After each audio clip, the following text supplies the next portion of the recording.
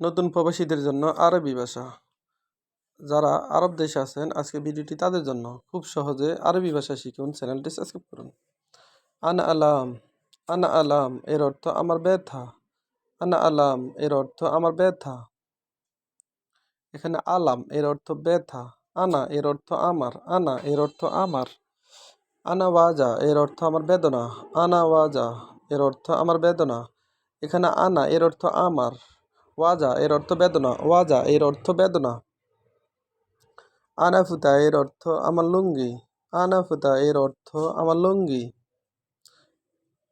এখানে লুঙ্গি এর আরবি হলো ফুতা। লুঙ্গি এর আরবি হলো ফুতা। আনা এর অর্থ আমার। আনাফুতা এর অর্থ আমার লুঙ্গি। আনা ইনসান এর অর্থ আমি মানুষ। আনা ইনসান এর অর্থ আমি মানুষ। এখানে আনা এর অর্থ আমি। ইনসান এর অর্থ মানুষ বা নফর এর অর্থ মানুষ। আনা ইনসান এর অর্থ আমি মানুষ। মানুষ এর আরবি হলো ইনসান, আবার মানুষ এর আরবি হলো নফর। আনা ইনসান এর অর্থ আমি মানুষ। আনা খাসাব, আনা খাসাব এর অর্থ আমার কাঠ। আনা খাসাব এর অর্থ আমার কাঠ। এখানে খাসাব এর অর্থ কাঠ। খাসাব এর অর্থ কাঠ। আনা এর অর্থ আমার। আনা এর অর্থ আমার। আনা খাসাব এর অর্থ আমার কাঠ। হাদা কোয়েস, হাদা কোয়েস এর অর্থ এটা ভালো। হাদা কোয়েস এর অর্থ এটা ভালো।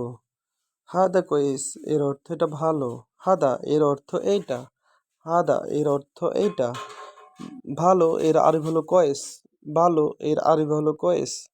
হাদা কয়েস এর অর্থ এটা ভালো। আনা মালুম এর অর্থ আমি জানি। আনা মালুম এর অর্থ আমি জানি।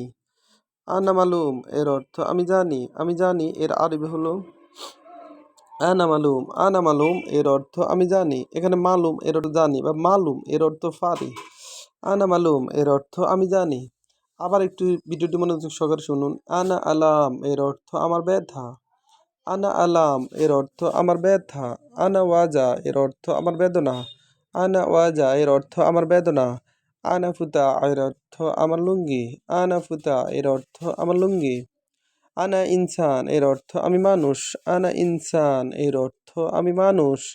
আনা খাসাব এর অর্থ আমার কাঠ। আনা খাসাব এর অর্থ আমার কাঠ।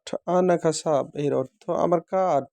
এখানে এখানে কাঠ এর আরবি হলো খাসাব। খাসাব এর অর্থ কাঠ। খাসাব এর অর্থ কাঠ। হাদা কোয়েস এর অর্থ এটা ভালো। হাদা কোয়েস এর অর্থ এটা ভালো।